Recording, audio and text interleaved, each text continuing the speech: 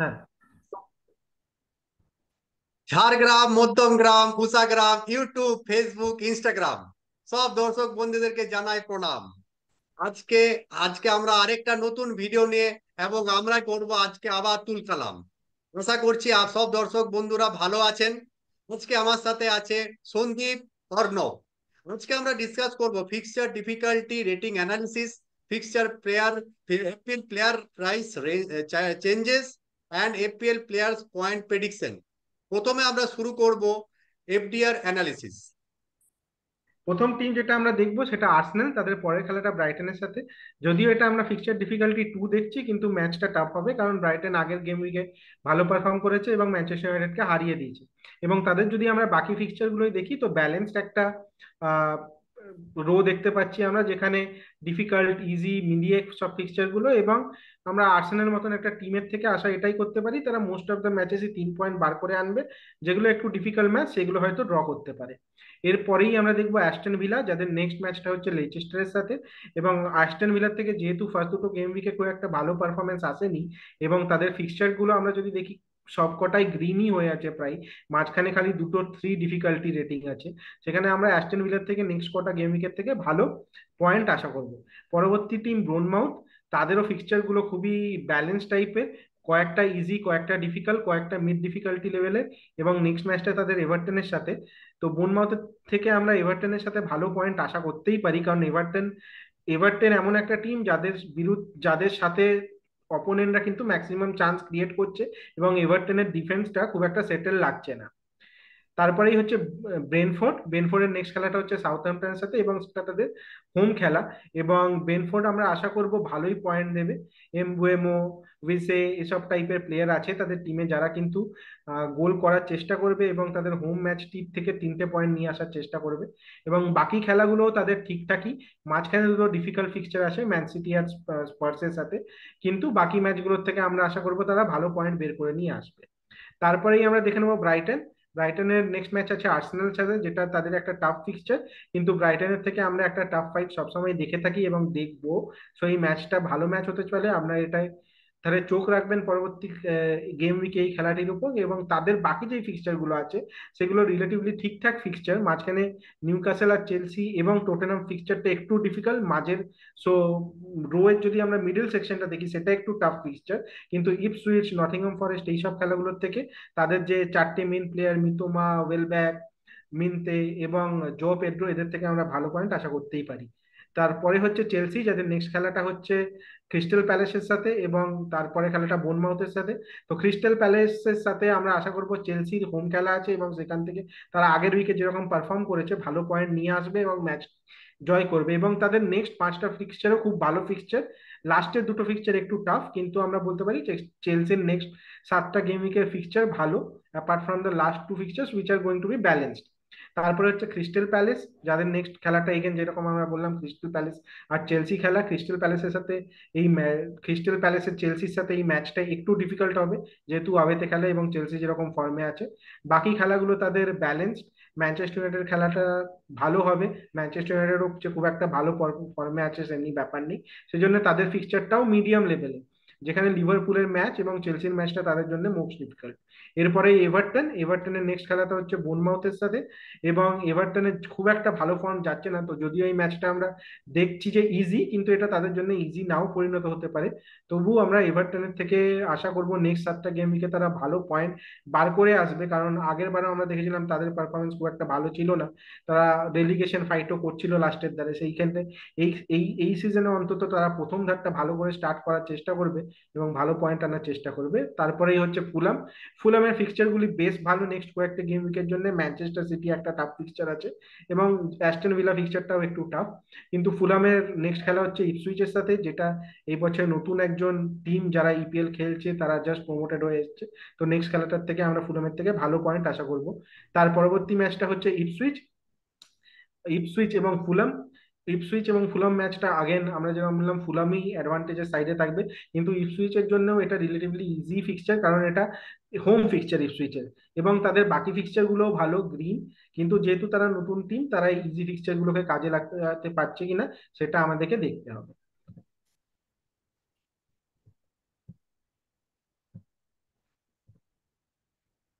Next আমরা চলে আসছি লেচেস্টারের ফিক্সচার। তাদের বলবো তাদের খুব কঠিন ফিক্সচার অ্যাস্টন ভিলার সাথে হোমে ম্যাচ। অ্যাস্টন ভিলার বরাবরের মতো আগের বারের মতো এবারও ভালো শুরু করেছে, এবং লেচেস্টার এবারের আবার প্রমোটেড টিম। তো আশা করব লেচেস্টারের সাথে অ্যাস্টন ভিলার একটা ইকুয়াল ইকুয়াল একটা ডুয়েল ম্যাচ হবে পরের গেম উইকে।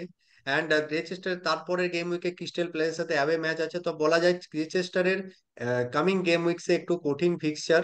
তো সেটা একটা লেচেস্টারের টিমের প্রতি একটা একটা চিন্তা ভাবনা বা চ্যালেঞ্জ কতটা নিতে পারে অ্যাস্টন ভিলা ক্রিস্টাল প্যালেসে, সেটা আমরা আগামী কিছু গেম উইকসে দেখবো। নেক্সট আসছে লিভারপুল, যেটা আমরা আগে আগে বলেছিলাম যে লিভারপুল ম্যানচেস্টার ইউনাইটেড এই গেম উইকের একটা সব থেকে প্রাইস ম্যাচ, যেটার জন্য সব দর্শক বন্ধুরা কিন্তু ওয়েট করে আছে।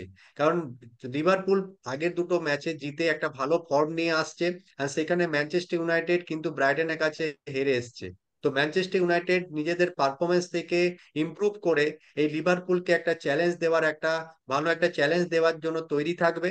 আর সেই ম্যাচটা একটা কিন্তু মাউথ ওয়াটারিং ম্যাচ, সেটার জন্য মানে আমরা সবাই দাঁড়িয়ে আছি দেখার জন্য। এন্ড অবশ্যই সালা, ব্রুনো ফার্নান্ডেজ এর মতো বড় বড় প্লেয়াররা আছে, ডিয়েগো জোটা ফর্মে আছে, তো একটা মানে বলা যেতে পারে একটা most exciting match of game week 3। Next আসছি আমরা ম্যানচেস্টার সিটি, তার অ্যাওয়ে ম্যাচ আছে ওয়েস্ট হাম ইউনাইটেডের সাথে। ওয়েস্ট হাম, তো ম্যানচেস্টার সিটি আগের গেম উইকে আমরা যেটা দেখেছিলাম হ্যালান্ডের দুর্দান্ত পারফরমেন্স। তো ম্যানচেস্টার সিটিকে কতটা ওয়েস্ট হ্যাম চ্যালেঞ্জ দেবে সেটাই আমরা দেখবো পরের গেম উইক পরের গেম উইকে। নেক্সট যেটা আমরা একটু আগেই ডিসকাস করলাম ম্যানচেস্টার ইউনাইটেড লিভারপুল। তো ম্যানচেস্টার ইউনাইটেড যেহেতু হেরেছে আগের গেম উইকে, তো এই গেম উইকটাতে তাদের হোমে লিভারপুলের সাথে খেলা ওল্ড ট্র্যাফোর্ডে।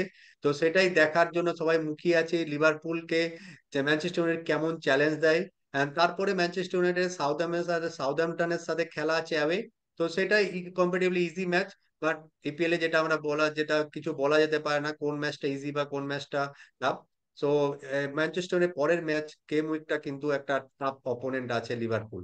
নেক্সট আমরা চলে আসছি নিউ ক্যাসেল, তার টটেনহাম হটস্পারের সাথে খেলা আছে হোমে। এটা একটা আরেকটা ম্যানচেস্টার লিভারপুলের পর নেক্সট আরেকটা ফিক্সচার যেটা একটা সবাই এক্সাইটেড, সেটা হচ্ছে Newcastle and Tottenham Hotspur. Tottenham হটস্পারের ম্যাডিসন সনের মতো প্লেয়ারদের একটা দুর্দান্ত পারফরমেন্স দেখেছি আমরা আগের গেম উইকে।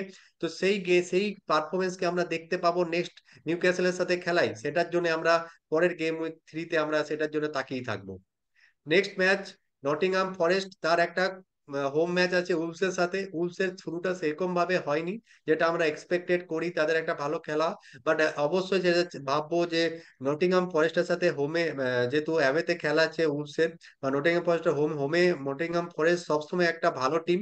তো উলসের কাছে সেটা একটা ইজি ম্যাচ হবে না। তো আশা করছি নটিংহাম ফরেস্ট সেটা একটা ভালো একটা পয়েন্টস দেবে তাদের প্লেয়াররা। নেক্সট আসছে সাউথহ্যাম্পটন। সাউথহ্যাম্পটনের সাথে ব্রেন্টফোর্ডের খেলা। সাউথহ্যাম্পটন আবার এই বছর নতুন প্রমোটেড হয়ে এসেছে এবার টিম। আর ব্রেন্টফোর্ডের কিন্তু এবার দুর্দান্ত পারফরমেন্স দেখছি লাস্ট দুটো ম্যাচে। তো সাউথহ্যাম্পটনের কাছে একটা কিন্তু কঠিন চ্যালেঞ্জ ব্রেন্টফোর্ডের সাথে নেক্সট গেম উইকে। একটু আগে যেটা আমরা ডিসকাস করলাম স্পার্সের সাথে নিউ ক্যাসেল, এটা একটা মাউথ ওয়াটারিং ক্লাস যেটা আমরা এই গেম উইক 3-তে আমরা দেখবো। আর সেটার জন্য আমরা অপেক্ষা করবো। স্পার্সের আগের গেম উইকে খুব দুর্দান্ত পারফরমেন্স ছিল, বাট এই গেম উইকে আমরা নিউক্লিয়াসের সাথে খেলাটা এতটা ইজি হবে না স্পার্সের কাছে, and একটা কঠিন চ্যালেঞ্জ হবে। And সেইটার জন্য আমরা সবাই অপেক্ষা করে আছি। এন্ড সন এন্ড ম্যাডিসন, আরো যে পেড্রো পোরো, তাদের সেই প্লেয়ারদের কেমন পারফরমেন্স সেটা আমরা নেক্সট গেম উইকে দেখতে পাবো। নেক্সট গেম হচ্ছে ওয়েস্ট হ্যামের ফিক্সচার হচ্ছে ম্যানচেস্টার সিটির সাথে হোম, যেটু একটু আগেই বললাম ম্যানচেস্টার সিটির সাথে হোমে ম্যাচ হলেও ম্যানচেস্টার সিটি আমরা অবশ্যই জানি চ্যাম্পিয়ন টিম, তো তাদের সাথে একটা খেলাটা একটা কঠিন খেলা ওয়েস্ট হ্যামের কাছে দেখতে পাবো। তো সেটাই ওয়েস্ট হ্যাম কতটা চ্যালেঞ্জ ম্যানচেস্টার সিটিকে দিতে পারে সেটাই আমরা দেখবো। নেক্সট নেক্সট ম্যাচ হচ্ছে উলসের সাথে নটিংহাম ফরেস্ট। উলসের সাথে অ্যাওয়ে ম্যাচ আছে নটিংহাম ফরেস্ট। নটিংহাম ফরেস্ট অবশ্যই সবসময় নিজের হোমে ভালো একটা পারফরমেন্স দেয়, অ্যান্ড উলসের কাছে এই চ্যালেঞ্জটাও কিন্তু সহজ হবে না। তো আশা করছি এইসব ম্যাচগুলো ফিক্সচার্স গুলো আমাদের যেরকম ভাবে আমরা ডিসকাস করলাম এটা আমাদের হয়তো ফিউচার গেম উইকসে হয়তো কাজে লাগবে। তো অর্ণব একটা কথা বলো, তুমি এতগুলো ফিক্সচার আমরা ডিসকাস করলাম, কোন কোন টিমের ফিক্সচার ইজি কম্পারেটিভলি যদি দেখা যায় পরের গেম উইক 3-তে? দেখো, আমার মনে হয় যে বাজেট মিডফিল্ডারদের মধ্যে আমরা কথা বলেছিলাম কালকের ভিডিওতে, সেমিনেও এবং আমাদের রজার্স আর এমিল স্মিথ স্মিথ রোকে নিয়ে। তো আমি যদি এই তিনজনের পার্সপেক্টিভে কথা বলি, সেমিনেও যদিও তার আন্ডারলাইং স্ট্যাটস বা আন্ডারলাইং ফ্যাক্টরস বেটার ছিল কম্পেয়ার টু ফুলহ্যামের এমিল স্মিথ্রো বা আমাদের Morgan Rogers from Aston Villa, কিন্তু ফিক্সচার ওয়াইজ বোর্নমাউথের কিন্তু অতটা সলিড ফিক্সচার, মানে অতটা ইজি ফিক্সচার নেই। তো ইন দ্যাট কেস আমার মনে হয় যে ফুলহ্যাম ইজ কম্পারেটিভলি বা বা আমাদের এমিল স্মিথরও কম্পারেটিভলি একটা একটা হায়ার পয়েন্টে থাকবে। তো that would be my analysis. এবং অবশ্যই যেটা বলা যায়, কোনো ফিক্সচারই ইজি নয় in Premier League, and anything can happen any day. Now এবার দর্শক বন্ধুরা আমরা চোখ বুলিয়ে নেবো প্রাইস রাইজ বা প্রাইস চেঞ্জেস এর ওপরে, যেটা লাস্ট গেম উইকের পরে আপাতত হয়ে দেখা গেছে। তো কারু মিতোমা ব্রাইটনের অসাধারণ পারফরমেন্সের জন্য তার প্রাইস অলরেডি 0.1 বেড়ে গেছে, 0.1 মিলিয়ন বেড়ে গেছে। ড্যানি ওয়েলবেক আপনারা জানেন প্রবলি 12 পয়েন্ট দিয়েছে over over the last 2 game weeks. তো ড্যানি ওয়েলবেক আর জও পেদ্রোর মধ্যে Danny Welbeck is definitely the current favourite among এফপিএল managers, তাই তারও একটা প্রাইসে হাইক দেখা গেছে। আর এর্লিং হ্যালান্ডকে নিয়ে আমার কিছু বলার নেই, তিনি অলরেডি প্রুভ করে দিয়েছেন, আগেও প্রুভ করেছেন। তো এর্লিং হ্যালান্ডের দাম বাড়াটা is just a matter of time, which we have also discussed in Game Week Gurus over our previous episodes. এবারে যাদের প্রাইস কমেছে এদের মধ্যে নোটেবল মেনশন হবে বেন চিলওয়েল। যে বেন চিলওয়েল আপনারা জানেন যে Ben Chilwell is not somebody who is starting. আমাদের Cucurella for Chelsea is getting the is starting the most of the games, তাই বেন চিলওয়েল যেহেতু স্টার্ট করেনি, তো অলরেডি ওর ওর দাম কমা শুরু হয়েছে। দাম কমার টেন্ডেন্সি হচ্ছে যখন কোনো প্লেয়ারকে একটা ম্যানেজার টিমে নিয়ে আসে এবং over the course of the time say start পায় না বা সে ওরকম আশানুরূপ পারফরমেন্স দেখাতে পারে না, তো তাকে ম্যানেজাররা ছাড়া শুরু করে। আর ছাড়া শুরু করলে একটা একটা প্রাইসে তার হিট হয়। তো আপনারা দেখবেন এই সমস্ত player কিউর Vieira, এলিং junior, Senesi, Unai এবং চিলওয়েল সবার নিজেদের স্টার্টিং প্রাইস থেকে একটা করে 0.1 মিলিয়ন তারা কমে কমে গেছে তাদের প্রাইসেস। এরপরে আমরা যদি দেখি 26 আগস্ট যেসব প্লেয়ারদের প্রাইস বেড়েছিল তার মধ্যে চেলসির মাদুয়েকে, অবভিয়াসলি একটা name of the game week 2, 3টে গোল করেছিলেন, তার প্রাইস বাড়াই এক্সপেক্টেড ছিল এবং তার প্রাইস বেড়ে 6.5 মিলিয়ন হয়েছে। রবিনসন এবং স্মিথ রো দুজনেই ভালো পয়েন্ট দিচ্ছে, ফুলহ্যামের হয়ে ভালো পারফর্ম করছে, এবং যেরকম অর্ণব বললো আগেই যে ফুলহ্যামের ফিক্সচার গুলো আমরা যদি দেখি তাহলে কিন্তু আমরা যেসব প্লেয়ারদের সাথে ফুলহ্যামদের প্লেয়ারে কম্পেয়ার করছিলাম তাদের ফিক্সচার গুলো বেশ ভালো এবং তারা ভালো পারফর্মও করেছে। রবিনসন, স্মিথ রো, এবং স্মিথ রো গোলও করেছে, তো সেই জন্যই তাদের প্রাইস গুলো বেড়েছে। রবিনসন একজন 4.5 মিলিয়নের রেঞ্জের ডিফেন্ডার ছিল, কিন্তু তার প্রাইসটা আস্তে আস্তে বাড়তে পারে, এটাই একটা early indication. Kevin De Bruyne Belgian legend যেরকম, তার তো প্রাইস বাড়বে এটা এক্সপেক্টেডই, এবং তিনি আগের ম্যাচটিতে ভালো পারফর্ম করেছিলেন ম্যান সিটির ক্যাপ্টেন, তো তার প্রাইসও বেড়েছে। যাদের প্রাইস ফল হয়েছে তাদের মধ্যে মোস্ট অফ দ্য প্লেয়ার্সই খুব একটা বেশি মিনিট ফিচার করছে না ম্যাচগুলো, যেই জন্যই এফপিএল ম্যানেজার্সরা তাদেরকে তাদের টিম থেকে বার করে দেওয়ার একটা টেন্ডেন্সি দেখা যাচ্ছে। যেমন এর মধ্যে আছে জর্গিনো, টিয়ার্নি, বুয়েন্ডিয়া, হেনরি, ডা সিলভা, ফিলিয়ন, এইসব প্লেয়ার আছে যাদের আমরা কিন্তু প্রাইস ফল হতে দেখছি। 27 আগস্টে কিছু প্লেয়ারদের দাম বেড়েছিল, কারণ সেটা হচ্ছে এক ওল্ড ফেস লেচেস্টারের ডিফেন্ডার, একটা বাজেট ডিফেন্ডার যার প্রথমে দাম 4.0 মিলিয়ন পাউন্ড ছিল। তো তার পারফরমেন্সের যেহেতু দুর্দান্ত পারফরমেন্স দিয়েছে, এমন একটা বাজেট যেহেতু ডিফেন্ডার, তো প্রচুর ম্যানেজাররা তাকে কিন্তু টিমে নিচ্ছে। তো সেই কারণে তার একটা দাম বাড়ার একটা কারণ। তো আপনারাও যদি পারেন খুব তাড়াতাড়ি ফেসকে যদি আপনারা বাজেট ডিফেন্ডারের মধ্যে নিতে চান তো তাকে একটা নিতে পারেন, কারণ দাম কিন্তু যথারীতি প্রত্যেকটা গেমে কিন্তু বাড়তে থাকবে। কিছু কিছু প্লেয়ার যাদের দাম কমে গেছে সেটা হচ্ছে আরেক একটা মেনশন নাম হচ্ছে আরন রামস্টেল। তিনি তার দাম কমার একটাই কারণ হচ্ছে কারণ ডেভিড রায়া, যিনি একটা নতুন গোলকিপার যারা আর্সেনালকে এই সিজনে নিয়েছে, তার একটা দুর্দান্ত পারফরমেন্স অ্যান্ড ফার্স্ট ইলেভেনে 90 মিনিট খেলছে ডেভিড রায়া। সেই কারণে আরন রামস্টেলের খেলার সেই সুযোগটা করতে পারছে না আর্সেনালে, অ্যান্ড সেই কারণে প্লেয়ার কোনো ম্যানেজাররা তাকে টিমে রাখতে চাইছে না, অ্যান্ড সেই কারণেই তার 0.1 মিলিয়ন পাউন্ড দাম কমে গেছে। আরো কিছু প্লেয়ারদের নাম যেমন ইভান টনি, রুমেলু লুকাকু, মিখাইলো মুড্রিচ, এইসব প্লেয়ারদের দাম কমার সেম রিজন, কারণ হচ্ছে এই সব প্লেয়াররা যথারীতি ফার্স্ট ইলেভেনের টিমে চান্স পাচ্ছে না, অ্যান্ড এই কারণে মিনিটস বেশিক্ষণ খেলতে পারছে না, এর কারণে কোনো পয়েন্ট আমাদেরকে দিতে পারছে না। এই কারণে এইসব বড় বড় প্লেয়ার, যেসব প্লেয়াররা আগের কিছু সিজনে আমাদের ভালো পয়েন্ট দিয়েছে, স্টিল কিন্তু পয়েন্ট যেহেতু মিনিটস এর অভাবের কারণে ম্যানেজাররা তাদেরকে ট্রান্সফার আউট করে দিচ্ছে তাদের টিম থেকে, অ্যান্ড সেই কারণে দাম যথারীতি আস্তে আস্তে কমতে থাকছে।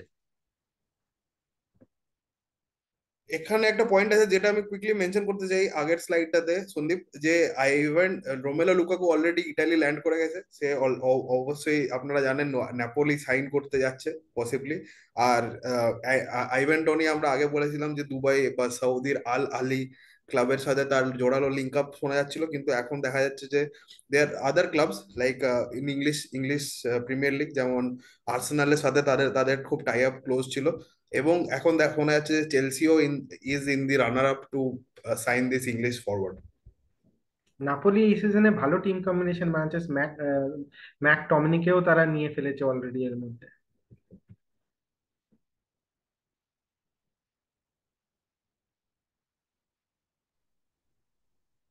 এরপরে যদি আমরা যেই প্লেয়ার গুলো দেখবো যাদের দাম বেড়েছিল, তাদের মধ্যে হচ্ছে মর্গ্যান রজার্স, অ্যাস্টন ভিলা। তার 0.1 মিলিয়ন দাম বেড়েছে, কারণ আমরা দেখছি তিনি মিডফিল্ডার হলেও তিনি ফরওয়ার্ড পজিশনে খেলছে এবং ভালো খেলার, এবং তার খেলাটি বেশ ভালো নজর কাড়ছে, সেই জন্য তার দাম বেড়েছে।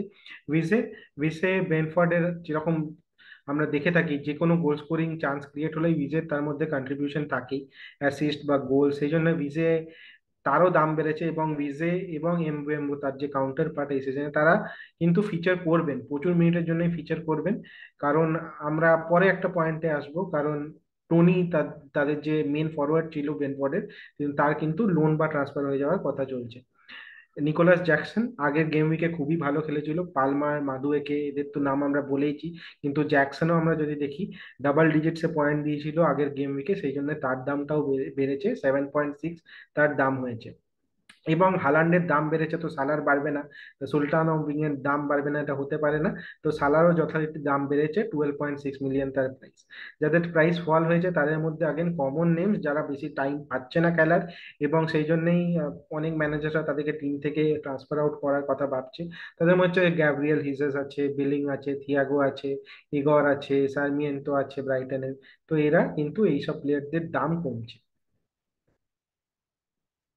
নেক্সট এবারে আমরা আমাদের চলে দেখতে আসবো হবে, আচ্ছা। Most transfers for game week 3। সেখানে আমি ডিসকাস করব মোস্ট ট্রান্সফার্স ইন কি কি প্লেয়ার্স হয়েছে, অ্যান্ড পরবর্তী সেগমেন্ট যেটা মোস্ট ট্রান্সফার আউট সেটা অর্ণব ডিসকাস করবে। তো যেগুলো মোস্ট ট্রান্সফার্স ইন সেটা হচ্ছে মাদুয়েকে, যেটা আমরা আগের বার বলেছিলাম আগের গেম উইকে হ্যাট্রিক করেছিল, তো যথারীতি তাকে সব ম্যানেজার্সরা এনকুঙ্কুর রিপ্লেসমেন্ট হিসাবে হয়তো নেওয়া শুরু করে দিয়েছে, অ্যান্ড সেই কারণে তাকে দেখাচ্ছে 6,37,000 ম্যানেজার্সরা তাকে ট্রান্সফার ইন করেছে। নেক্সট যেটা একটু আগে আমরা ডিসকাস, স্মিথ রো ফুলহ্যামের একটা বাজেট মিডফিল্ডার, তার দুর্দান্ত পারফরমেন্স, এন্ড একটা মিডফিল্ডে একটা ব্যালেন্স, টিমটাকে ব্যালেন্স করার জন্য একটা বাজেট মিডফিল্ডার নেওয়ার একটা বড় কারিগর, একটা বড় প্লেয়ার হচ্ছে স্মিথ রো, সেই কারণে 6 লাখের মতো ম্যানেজার্সরা তাকে ট্রান্সফার ইন করেছে। নেক্সট যেটা ওয়েলবেক, যেটা আগে একটু আগে বলা হলো, তার 12 পয়েন্টস দিয়েছিল আগের গেম উইকে ম্যানচেস্টার ইউনাইটেডের সাথে খেলার সময়, সেই কারণে প্রচুর ম্যানেজাররা তাকে একটা ফরওয়ার্ড হিসেবে তাকে নেওয়ার পরিকল্পনার জন্য তাকে নিয়েছে। নেক্সট পালমারের যেটা 10.5 মিলিয়ন রেঞ্জের একটা বড় প্লেয়ার, যাকে যেহেতু আগের গেম উইকে 17 পয়েন্টস দিয়েছে, তো সেই কারণে অলমোস্ট 4.93 লাখ ম্যানেজার্সরা তাকে টিমে ট্রান্সফার ইন করেছে। Last but not the least Haaland.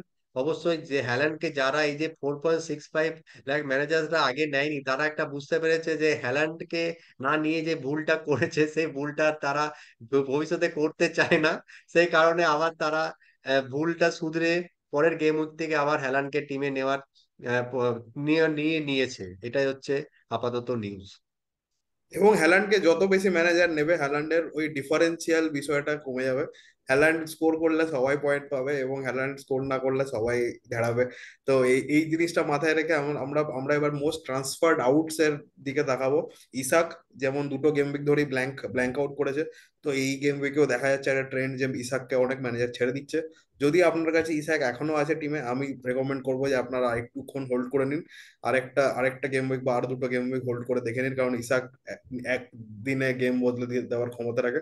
Solanki অবশ্যই ইনজিওর্ড, এবং সোলাঙ্কি ডাউটফুল নেক্সট গেমও স্টার্ট করার জন্য, এবং স্পার্সের আগামী দুটো ফিক্সচার খুব একটা মানে স্মুথ নয়। তো সোলাঙ্কিকে আপনারা বার করতেই পারেন। এজে আগেন আমি বলবো মোস্ট অফ দি শটস নিয়েছে এখনো অব্দি, মোস্ট ইন দি লিগ। তো ইন টার্মস অফ মিডফিল্ডার্স, তো এজে পয়েন্ট দেয়নি, তো it's quite unlucky, unfortunate. Transfer করার ট্রেন্ড ম্যানেজারদের থাকবেই, কারণ there is trend of bringing in Haaland, there is a trend of bringing in Salah, because যারা perform করেছে মাডুয়েকে, কোল পাওয়ার, এবং অবশ্যই সাকা, যে যেসব নাম আমরা অলরেডি চর্চা করে নিয়েছি। কিন্তু এজে যদি আপনার টিমে এখনো আছে, আপনি নিশ্চয়ই আরেকটা গেম উইক দেখতে পারেন এজেকে, কারণ এজের পয়েন্ট দেওয়াটা is is a matter of time, is what we think at Game Week Gurus. Nkunku ah, নিশ্চয়ই আশানুরূপ পারফর্ম করেনি এখনো অব্দি। অনেক আশা ছিল চেলসি ফ্যানদের এনকুঙ্কুর থেকে, তার পারফরমেন্স এখনো অব্দি সেরকম হয়নি, এবং যেভাবে চেলসি খেলছে আমার মনে হচ্ছে না যে গোয়িং ফরওয়ার্ড এনকুঙ্কু হয়তো স্টার্টিং ইলেভেনে ফিচার করবে। আহ, এবং ফিল ফোডেনকে আমরা গেম উইক গুরুজে বলেছিলাম একটা ডিফারেন্সিয়াল পিক হতে পারে, কিন্তু ফিল ফোডেন যেহেতু স্টার্ট করেনি অ্যান্ড কিপিং চ্যাম্পিয়ন্স লিগ, কারণ চ্যাম্পিয়ন্স লিগও স্টার্ট হয়ে যাবে, তো ফিল ফোডেন যেহেতু স্টার্ট করেনি, আর ম্যানচেস্টার সিটিতে এত রোটেশনের গল্প আছে, তো আপনারা নিশ্চয়ই ফোডেনকে ছেড়ে একটা ওই দামের মানে ওই ওই প্রাইস রেঞ্জে আরো বেটার কোনো ফুটবলারকে প্লেয়ারকে রাখতেই পারেন, সেটা আপনাদের কল। বাট ফোডেনকে ডেফিনেটলি ছাড়াটা ভুল কিছু হবে না, বিকজ এখন অব্দি সে কিছু সেরকম করেনি আপাতত। এরপরে আমরা দেখে নেবো কিছু কিছু প্লেয়ারদের predicted points over the next 3 game week. তার মধ্যে অবশ্যই প্রথমে থাকবে হালান্ড। তাকে আমরা দেখেইছি লাস্ট উইকে হ্যাটট্রিক করেছে এবং প্রতিটা ম্যাচেই তার গোল করার চান্স থাকে। 6.5 তার প্রেডিক্টেড স্কোর। তারপরেই থাকছে সাকা। সাকার 6.3। আর্সেনাল ফিক্সচারটা পরে খেলাটা ব্রাইটনের সাথে হোমে, এবং নেক্সট কটি ফিক্সচারও ভালোই, খারাপ নয়, সেই জন্য ব্রাইটনের সাথে আমরা আশা করব সাকা গোল করবে।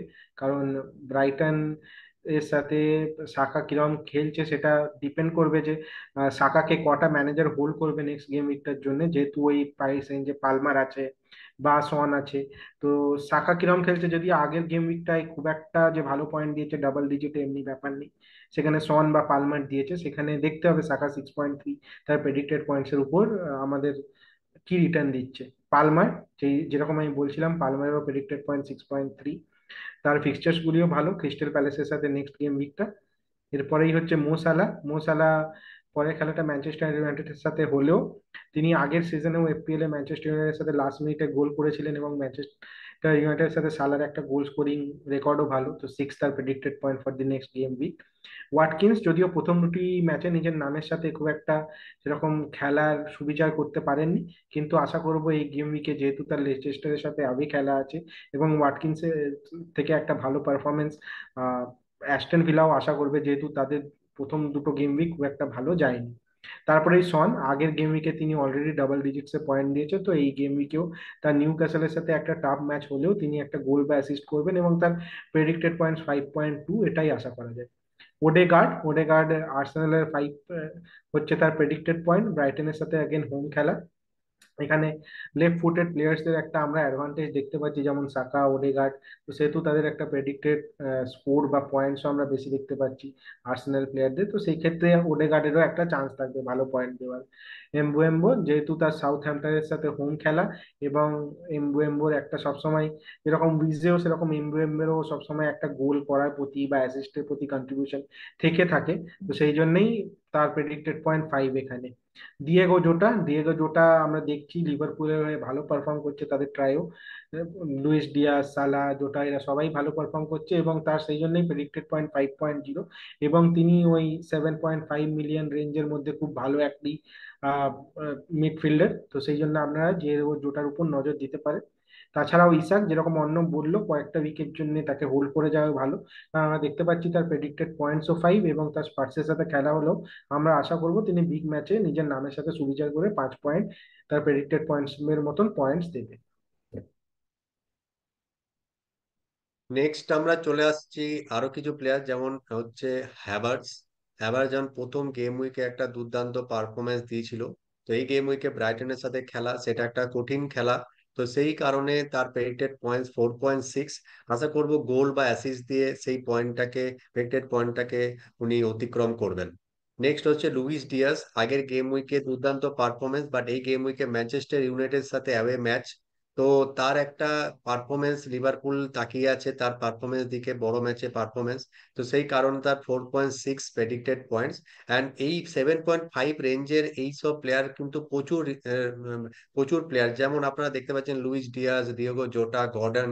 যেমন গর্ডনের সাথে নেক্সট ম্যাচ হচ্ছে স্পার্সের সাথে হোমে ম্যাচ। তো গর্ডন প্রথম গেম উইকেও ভালো একটা গোল দিয়েছে, সেকেন্ড গেম উইকেও কিন্তু গোল দিয়ে তার কিন্তু প্রাইস এই রেঞ্জে একটা ভালো ফর্মের প্লেয়ার। তো আশা করবো নেক্সট গেম উইকও একটা 4.5 একটা পেইটেড পয়েন্টস এর থ্রু দিয়ে উনি হয়তো পেইটেড পয়েন্টস থেকে বেশিও পয়েন্ট স্কোর করতে পারে, বা সেটাই আমরা আশা করব, যেটা যেটা থ্রু দিয়ে আমাদের টিমে বেশি স্কোর হবে। নেক্সট হচ্ছে স্যাম মদিক্স। ক্রিস্টাল প্যালেসের একটা নতুন প্লেয়ার। তিনি প্রথম গেম উইকে খুব একটা পয়েন্ট খেলেনি, বাট আগের গেম উইকে ম্যানচেস্টার সিটির সাথে 71 মিনিটস খেলে একটা গোলও করেছিলেন ম্যানচেস্টার সিটির সাথে। তো সেই কারণে এই প্রাইস রেঞ্জে একটা ভালো দাবিদার। এন্ড সেই কারণে ফুলেমের সাথে যেহেতু হোমে খেলা আছে, তো আশা করছি ক্রিস্টাল প্যালেসের হয়ে স্যাম মদিক্স কিছু গোল বা অ্যাসিস্ট দিয়ে তার 4.5 প্রেডিক্টেড পয়েন্টসটাকে অতিক্রম করবে।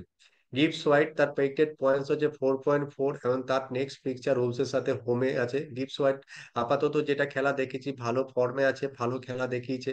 তো সেই কারণে 4.4 তার পেইটেড পয়েন্ট। নেক্সট আমরা আসছি গ্যাব্রিয়েল। গ্যাব্রিয়েল আর্সেনালের এক বড় ডিফেন্ডার। তার আগের বারের পারফরমেন্স এবং লাস্ট দুটো গেম উইকের পারফরমেন্সও কিন্তু দুর্দান্ত। বাট যেটা আমরা আগেই বললাম, ব্রাইটন ফর্মে আছে এবং ডিফেন্সে কতটা ব্রাইটনকে আটকাতে পারবে সেটার উপর নির্ভর করছে পয়েন্টস। বাট আমাদের অ্যানালিসিস হিসাবে প্রেডিক্টেড পয়েন্টস 4.2। নেক্সট হচ্ছে রায়া। রায়া যেমন আগের গেম উইকে দুর্দান্ত পারফরমেন্স দিয়ে আর্সেনালকে ক্লিন সিট দিয়েছিল, তো এই গেম উইকও কিন্তু সেই পারফরমেন্স অপেক্ষা করবে ব্রাইটনের সাথে। তো রায়ার 4.2 পয়েন্টস প্রেডিক্টেড। নেক্সট আরেকজন আর্সেনালের ডিফেন্ডার হচ্ছে হোয়াইট। তিনি প্রেডিক্টেড পয়েন্টস তার হচ্ছে 4.2, সেম ব্রাইটনের সাথে হোমে ম্যাচ। তো অবশ্যই গ্যাব্রিয়েল রায়া যদি ক্লিন সিট দেয়, তো গ্যাব্রিয়েল হোয়াইটও কিন্তু একটা ক্লিন সিট একটা ভালো পয়েন্ট পাবে, সেটা 4.2 এর থেকে বেশি হবে, কারণ ক্লিন সিট হলে 6 এর উপর পয়েন্ট চলে যাবে এই দুই ডিফেন্ডারের। নেক্সট আসছি আমরা বেইলির পারফরমেন্স। আমরা যেটা আমরা দেখে এসেছি লাস্ট কিছু সিজন থেকে, সেই পারফরমেন্স এখনো দেখতে পাইনি। বাট যেহেতু লেচেস্টার একটা প্রমোটেড টিম আবার এইবারের সিজনে, আর বেলি অ্যাস্টন ভিলার কিন্তু একটা মিডফিল্ডের একটা একটা বিগ প্লেয়ার। তো সেই কারণে তার একটা 4.2 প্রেডিক্টেড পয়েন্ট, বা আশা করছি হয়তো বেলি তার থেকেও বেশি পয়েন্ট অতিক্রম করবেন। লাস্ট লাস্ট এখানে এজে। এজে যেটা একটু আগেই অর্ণব বলল, যে এজে এইবারের লিগে দুটো গেম উইক মিলে 12 শট, সব থেকে বেশি শটস নিয়েছে গোলে। বাট আনলাকি যে উনি কোনো গোল স্কোর করতে পারেননি বা অ্যাসিস্ট করতে পারেননি। বাট আশা করব চেলসির সাথে অ্যাওয়ে ম্যাচ দিয়ে তার গোল স্কোরিং বা পয়েন্টের খাতাটা খুলবে এই গেম উইকে। তো সেই কারণে তার প্রেডিক্টেড পয়েন্টস 4.2।